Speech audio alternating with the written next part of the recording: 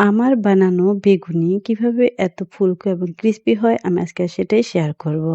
এজন্য যেটা দরকার সেটা হচ্ছে বেটার। পারফেক্ট বেটার হলে আপনার বেগুনিগুলো পারফেক্ট হবে। এজন্য আমি ১ম এ কিছু বেসন নিয়ে নিব। আমি বেসনের সাথে আরো কিছু এড করি। সেটা হচ্ছে আমি চালের গুঁড়া এড করি এবং কিছুটা ময়দা এড করি। আমি এটাকে চালের গুঁড়াটা এবং বেসনটাকে সমান পরিমাণে নিয়ে নিই এবং সামান্য পরিমাণে কিছু ময়দা ইউজ করি। আমি আগে থেকে এখানে মিশিয়ে রেখেছি তাই আপনাদেরকে দেখাতে পারলাম না। আমি এভাবে নিয়ে নিলাম।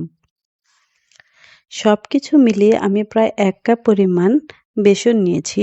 এখন এখানে আমি দিয়ে দিব ১ চা চামচ ভরে প্রায় লাল মরিচের গুঁড়া এবং তারপরে ১/২ চা চামচ হলুদের গুঁড়া দিয়ে দিচ্ছি। এখন আমি দিয়ে দিব বেকিং পাউডার। বেকিং পাউডারটা আমি ১ চা চামচ দিয়েছি ১ কাপ ময়দাতে এবং এখন আমি দিয়ে দিব পরিমাণ মতো লবণ। লবণটা টেস্ট অনুযায়ী দিবেন। আসলে লবণ বেশি হলেও খেতে ভালো লাগে না, কম হলেও খেতে ভালো লাগে না। যেকোনো খাবারে পারফেক্ট স্বাদের জন্য লবণটা হচ্ছে একদম পারফেক্টলি দিতে হয়। এখন আমি এগুলোকে ভালো করে মিশিয়ে নিচ্ছি। মিশানো হয়ে গেলে এখন আমি এখানে আস্তে, আস্তে অল্প, অল্প করে পানি দিয়ে দিব। পানি দিয়ে সুন্দর একটা বেটার তৈরি করব। আমি এটাকে ভালো করে মিশিয়ে নিব। এটা যদি ভালো করে মিশানো না হয় তাহলে আপনার লামস থেকে গেলে সুন্দর হবে না বেগুনিটা। ও আমি একটা কথা বলতে ভুলে গেছি। অবশ্যই আপনারা বেসনটাকে চেলে নিবেন যাতে আপনার কোনো লামস না থাকে। এ কারণে চেলে নিতে হবে। না চাললে বেগুনি তেমন ভালো ফুলে না। আমি আরো একটু পানি দিয়ে আবার ভালো করে মিশিয়ে নিব। এভাবে আমার যতটুকু লাগে আমি একটু পাতলা ডো তৈরি করব। ডোটা যদি বেশি ঘন হয়, আপনার ব্যাটারটা যদি বেশি ঘন হয়ে যায়, তখন দোকানের আ বেগুনির মতো বড়, বড় একদম মোটা, মোটা হয়ে যায়। ওইটা বেশি খেতে ভালো লাগে না। ভালো করে নেড়ে এটাকে স্মুথ ডো তৈরি করতে হবে। আমি আসলে এটাকে হাত দিয়ে আ গোলানোটাকেই পারফেক্ট মনে করি। আমি আ শুধু চামচ দিয়ে এই গোলাটা ভালো করে হয় না বলে আমার মনে হয়। এজন্য আমি এটাকে হাত দিয়ে ভালো করে এটাকে বেটারটাকে গুলে নেই। ভালো করে এভাবে গুলতে যখন দেখবেন একটি স্মুথ ডো হয়ে আসবে, তো ঠিক তখন আপনারা মনে করবেন যে এটা হয়েছে। আপনাদেরকে আমি দেখাচ্ছি আমি কিভাবে এই ডোটা বানাই। এই যে দেখেন হাত দিয়ে উঠাবো, হাত দিয়ে চেপে, চেপে, চেপে, চেপে এটা হচ্ছে চালের গুঁড়া দেওয়ার কারণে একটু সুজি, সুজি হয় তাই এভাবে ভালো করে মেখে নিতে হবে। আপনার শুধু বেসন হলে এত ইয়া করতে হয় না। পাটিসাপটা পিঠা বানানোর ডোটা যেমন অনেক স্মুথ হইতে হয়, সুন্দর হইতে হয়, পারফেক্ট হইতে হয়। এখানে আপনার বেগুনির ডোটাও ঠিক ঐরকমই। ডোটা ভালো হইলে আপনার বেগুনিগুলাও সুন্দর হবে, পারফেক্ট হবে। আচ্ছা আমার ডোটা গোলানো প্রায় শেষ। এখন আমি এটাকে এভাবে রেখে দিব এবং আমি বেগুনগুলাকে একটু আ মরিচ মাখিয়ে নিব। ডোটাকে আমি পাশে রেখে দিচ্ছি। এখন আমি বেগুনটাকে একটু লবণ, একটু হলুদ এবং একটু মরিচের গুঁড়া দিয়ে মেখে নিব।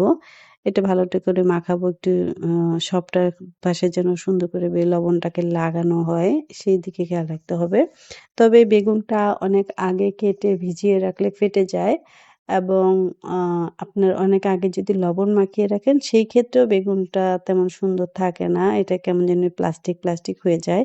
এজন্য বেগুনটা আপনি বানানোর আগ দিয়ে কাটলেই সবচেয়ে ভালো হয়। আমার বেগুনটা মাখানো শেষ। এখন আমি পাশে রেখে দিয়ে এবং আমি চুলায় তেল দিয়ে দিচ্ছি। এখন আমি বেগুনটাকে ডিপ করে, করে এটাকে ফ্রাই করে নেব। আমি যেভাবে দেখেন আমি কিভাবে ডিপ করছি। এভাবে ডিপ করে দেখেন আমার পুরাটা সরে যাচ্ছে না বেসন এবং একদম দলা হয়ে অনেক মোটা হয়ে আসছে না। একদম পারফেক্টলি স্মুথ ভাবে পড়ে যাচ্ছে, সুন্দর থাকছে। কিছুটা গায়ে কিছুটা লেগে থাকছে আবার পুরোটা পড়েও যাচ্ছে না। এভাবে সুন্দর করে দিয়ে দিবেন একটার পর একটা। আপনারা আমার চেয়ে ভালো পারবেন আমি জানি। কিন্তু আমি তো তত ভালো পারি না।